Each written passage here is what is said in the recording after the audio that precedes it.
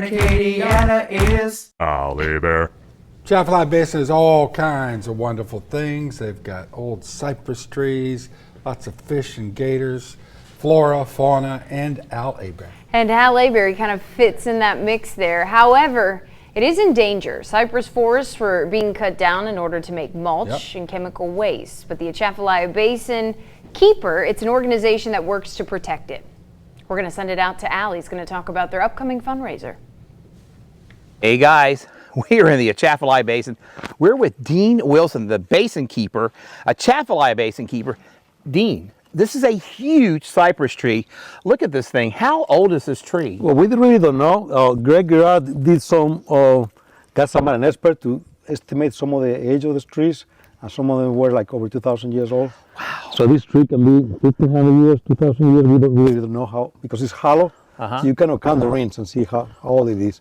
And some of the rings are so close together that you need a microscope. The rate of growth, you know, when trees grow, they have the rings of growth. Right.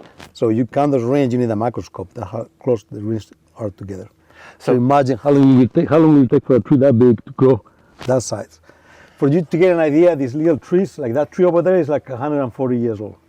Wow. So you extrapolate 140, imagine how many years. That tree is over 10 years. I mean, over 10 times the size of that little tree.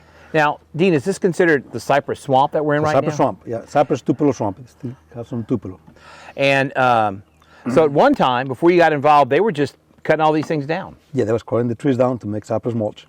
And they tried a second time for wood pellets.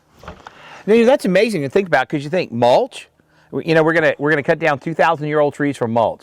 That amazes me, absolutely amazes me.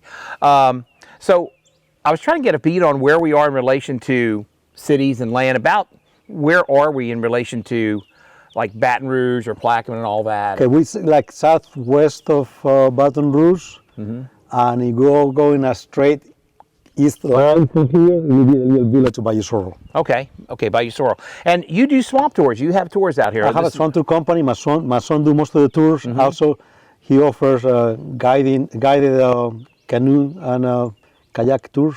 And what's the name of the company? Last Wilderness. Lost Wilderness? Last Wilderness. Last Wilderness. Last Wilderness. Look, it's really cool, guys. This is something, we ought to do this in an office. Come out here and take this tour, because this is really cool. We've seen alligators. I mean, is this sort of one of the last kind of unexplored areas in the country? No, it's completely explored. It looks pristine, but it's not. It's severely degraded.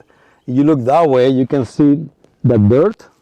That's called the spoil bank. That's the spoil of the dredging from this canal. So all these are man-made canals, all access canals, pipeline canals. So it's severely altered. It's not a true wilderness in that sense. It's more like a semi-wilderness. Yeah. But we have the largest wetland forest in North America here. Oh my God, it's a semi-wilderness, still a wilderness to me. Hey, you know what, we're gonna go back to you in the studio. Hey, we're gonna be with Dean all morning long. Do not go away.